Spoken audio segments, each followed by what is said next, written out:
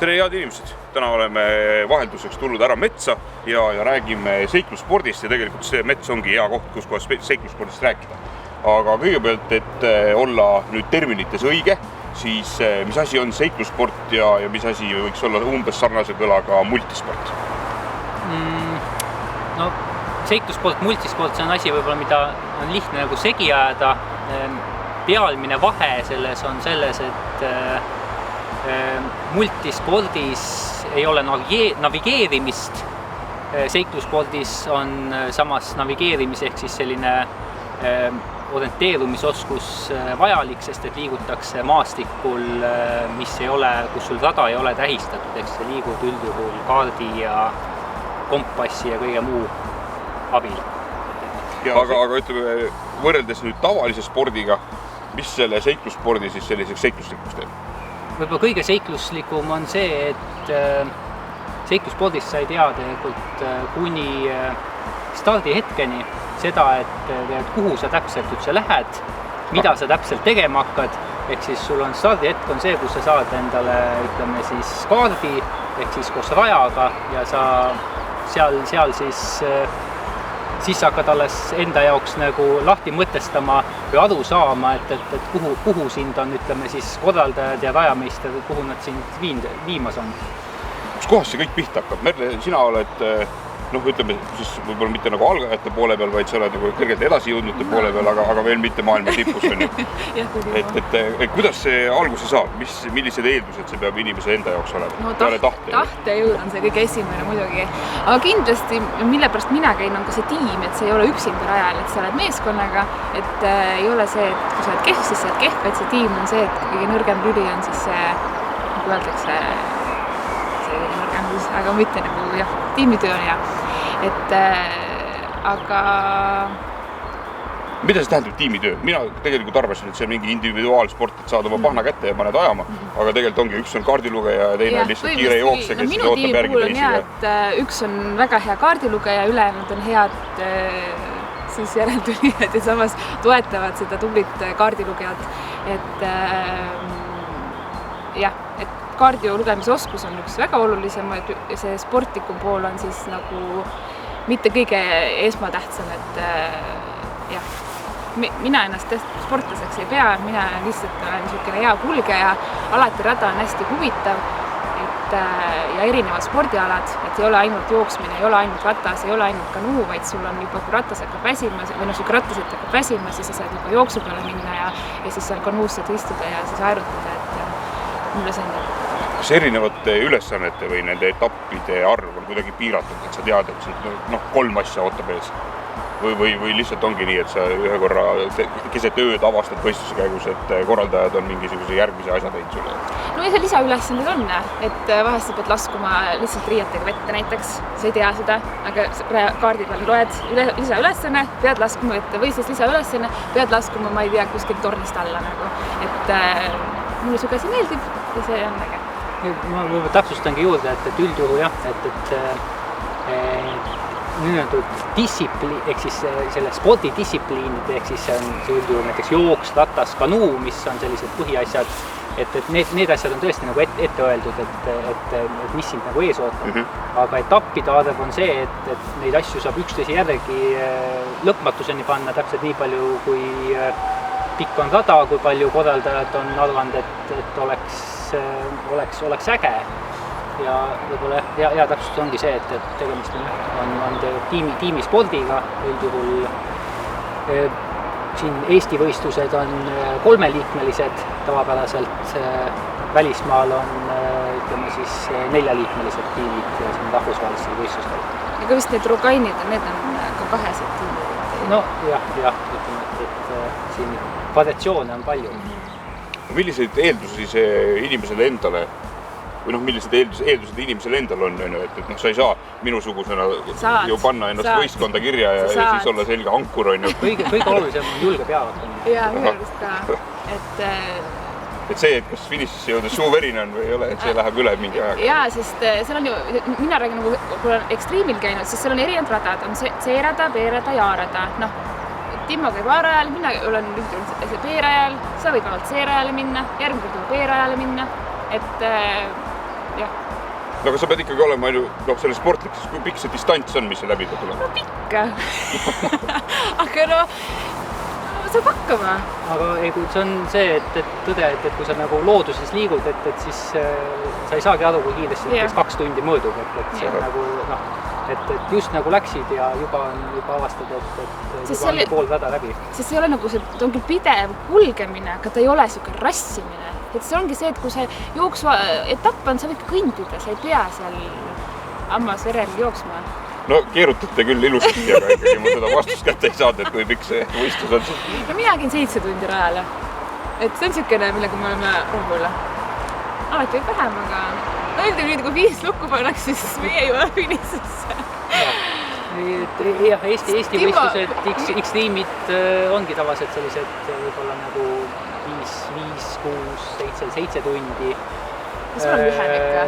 Jah, et nii kiiresti nagu raja suudad ära läbida, nii kiiresti saad ka pesema ja sööma, aga jah, kui rahvusvahelistest võistlustest rääkida, siis on see Eesti X-tiim on selles mõttes on hea kasvulava, ehk siis tegemist on nõndatud sprindi etappidega, et rahvusvahelised võistlused kestavad mitu ööpäeva, ehk siis on täitsa tavaline, et sa oled näiteks 80 tundi non-stop rajal.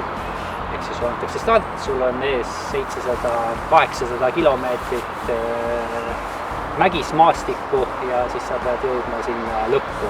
Aga no ütleme, see on nagu jah, ütleme siis see on see teine äärmus, et mida siis õnneks siis Eesti korraldajad on nagu ikkagi nagu on rahvasportlased. Jah, arvestavad, et inimesed käivad tööl ka vahel. Isegi üks etapp on õine etapp, kus sa saad ka pimedas. Aga räägime natukene varustusest ka, et kui sa oled jooksja, siis on lihtne, lähed ostad endale jooksuriided ja muudkui jooksed, aga teil on erinevad nüansid selle spordi juures, et mis see selline optimaalne varustus on, mida peaks näiteks algaja endale minema poodi vaatama? Mina saan rääkida kui algaja, sest jah, ma ei tegele igapäevase spordiga, ma ei käi võistluses. Võistlusel on mina käinud ala ekstriimil, võib-olla kunagi lähen Rogainile ka. Et minu on oluline jalanõud, et mis siis on hea mustriga, head tugevad ja ka mulle meeldib, et ma saan ka rattaga sõita, et kui ma rattaga sõidan vabal ajal rohkem, kui ma jooksen või põhimõtteliselt ma väga vähe jooksen, et siis ta nagu pedaali hoiab väga hästi kinni ja ta annab seda hoogu päris hästi juurde. Ja kuna raja peal rada on pikk, siis energiat sa pead kaasa võtma, jooki pead kaasa võtma, siis, ja kuna mul jooks on hästi kehv, siis ma võimalikult vähe võtan endaga kaasa. Ehk siis ma panen taskutesse oma keelid, joogipudel mul ratta peal, et jah, selle kotides mina ei kasuta, sest ma tunnen, et see on mul raskus ja ma ei joosta siis. Sina selgelt jooksed pikemaid distantse või ühesõnaga mitte ainult ei jookse, vaid läbid selle võistluse käigus, et millest sinu varustus koostab? Võib-olla ma alustan ka nagu lühikesest distantsist, et lühikese distantsi juurde ega põhimõtteliselt väga palju midagi rohkemat, kui sul ongi jooksujalatsid tegelikult ja mingisugused pressid, millega sa trennis käid, tegelikult ei ole nagu tarvis. Et see sõltub kindlasti sellest nagu ambitsioonist, et kui kiiresti tahaks läbida ja kui nii edasi, aga sealt edasi, et kui ma räägin võib-olla sellest nagu mitme ööpäevalisest seiklusspordist, et siis seal tuleb lisaks sellele, et sul on näiteks mingisugune ütleme siis spordipüks, liibuv riietus, lisaks sellele näiteks on tarvis kindlasti mingisugust veekindlat asja näiteks jalgadele, kas siis midagi ka veekindlat selga, sest et näiteks kui sul ikkagi päev otsa kallab, siis sul on ikkagi soov nagu ise nagu seespoolt ikkagi nagu kuivaks jääda.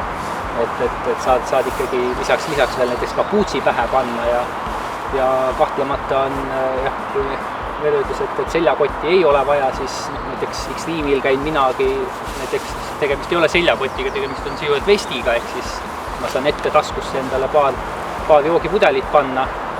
Aga pikemate võistlustel on juba ikkagi see, et sul on ikkagi vähemalt mingisugune 20 liitri jagu ikkagi kõiksugust ütleme siis, nimetaks siis varustust, mida võib mingitel rajahetkedel vaja minna, nagu sa pead ikkagi nagu kaasas kandma. aga põhitõde on ikkagi see, et ega mida vähem igasugust üleliigseid asju sul kaasas on, siis seda ütleme siis, sul endal on lihtsam ei pea kaasas kandma, teine asi on nagu see, et kui sa ise tegelikult oled aktiivses liikumises, siis tegelikult sul piisab täiesti sellest asjast, mis sul on seljas ja millega sa parajasti tunned, et sul on nagu piisavalt hea nagu liigelda.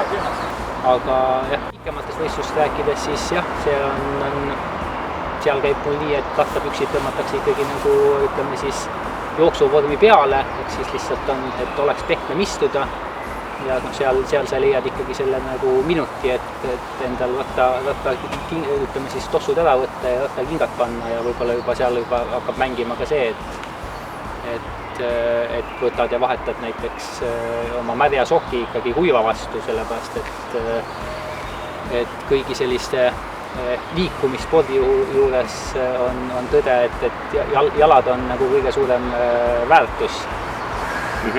Aga räägime veel lõpetuseks siia tehnikas ka, et kas see on selline, et sa saad oma kaardi eesmärgid asjad kätte ja paned kompass käes, lidud metsa poole kuhugi otsima seda kohta, kuhu sa välja pead jõudma või on seal mingisugused GPS-id või võtate kuidagi kelladega orienteerute või mis see tehniline pool on? Kuna minul on Suunto kell, siis mina seda olen kasutanud.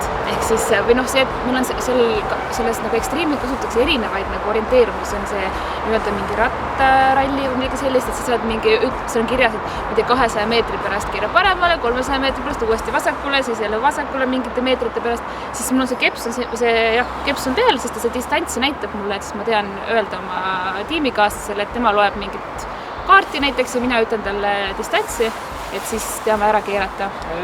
Põhivahend on ikkagi see, et ükski, ütleme sellist täppis navigeerimist või orienteerumist ei suuda ikkagi ükski tehniline vahend, ütleme siis, vahend ei suuda ikkagi konkureerida, ütleme siis oskusliku orienteerumise kaardi ja siis kompassi nagu kasutamisega.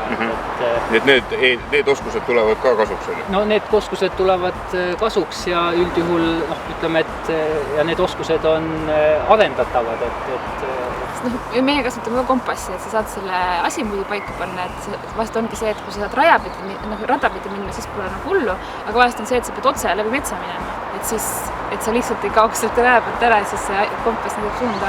Aga muidugi, ma just mõtlesin, Timmo, sina vist pole kunagi ära eksinud teil rajal?